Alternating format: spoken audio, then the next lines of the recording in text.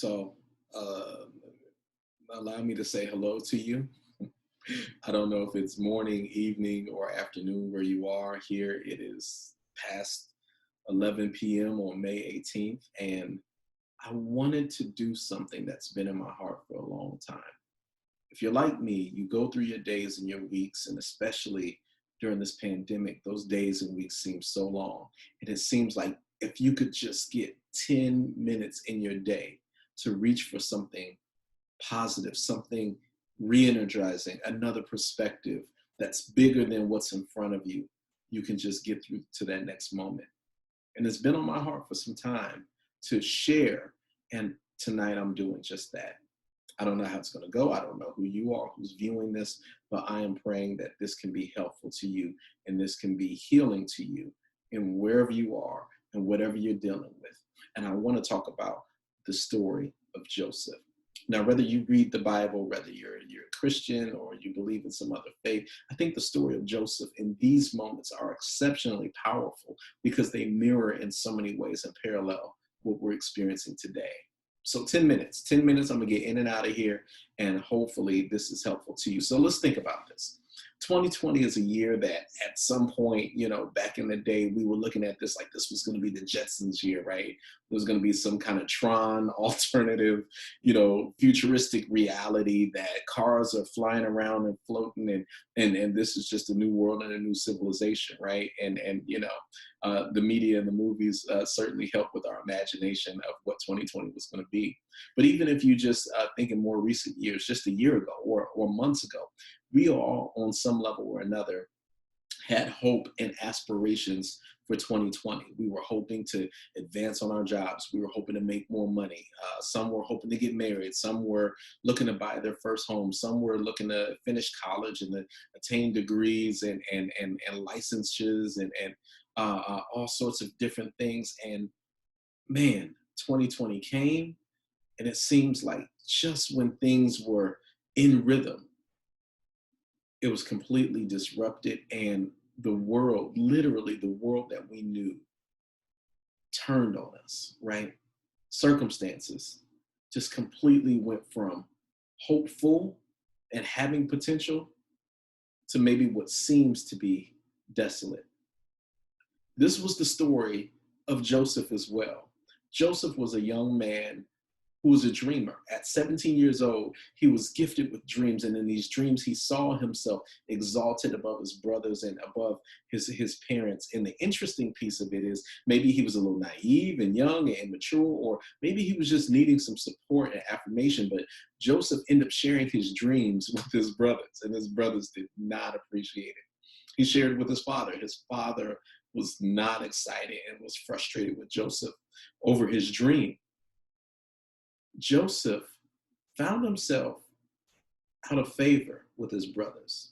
They became jealous of him, and that jealousy grew to envy and hatred.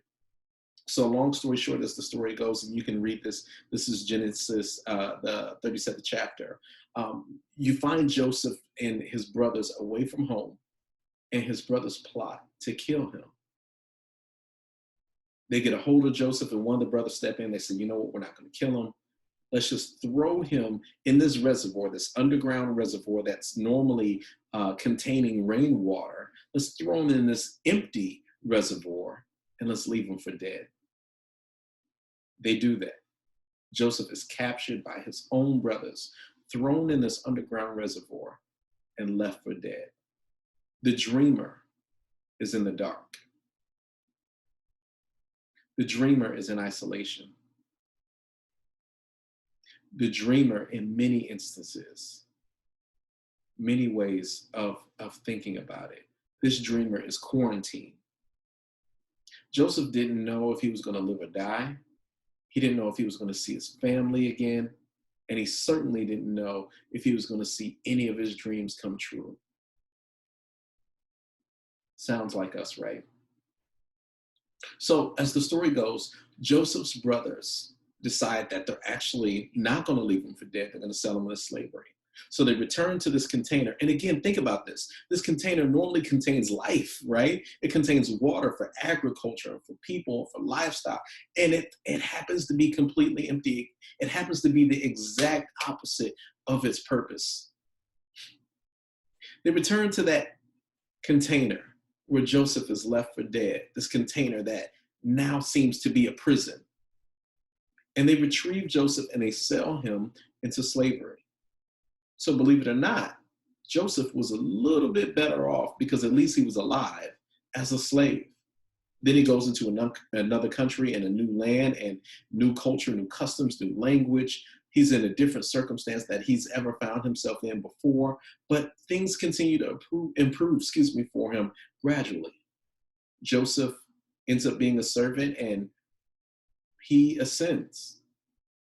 He has favor. He begins to acquire position. And right when things seem to be going well for Joseph, he's wrongfully accused of something he didn't do, and he's thrown into prison. We've all been in that moment. We've all been to that place where hoping was dangerous for us. We knew better than to hope and to aspire for something greater than our circumstance and our condition. But by allowing ourselves to hope, we open ourselves up for the biggest disappointment of our lives. And that sometimes feel like that's what's going to destroy you. Joseph is thrown into prison, confidence shaken, feeling insecure, feeling bitter, lost his zeal for life. But this is the moment where he reaches for a capacity that's greater than the punishment. His punishment of being in prison isn't just about being locked up. It's the punishment for having a dream, for taking a risk, for stepping out on faith. And like many people, there are those who are in that circumstance and they shut down. They don't want to talk to anybody. They don't want to be helpful to anybody. They're embracing their bitterness. They're embracing their frustration. Joseph sat his dreams on the shelf and found himself interpreting dreams for other prisoners. This is interesting to me because in a moment where you need to figure your life out, in a moment where you're trying to get things together and get your head on straight, those seem to be those same moments that we are called to a bigger capacity. I believe that God has instilled in each of us a calling and a purpose and a capacity that is unlocked in these exact moments. You may have lost a loved one, but there is the capacity within you, and you are going to be called upon to console someone who is also grieving.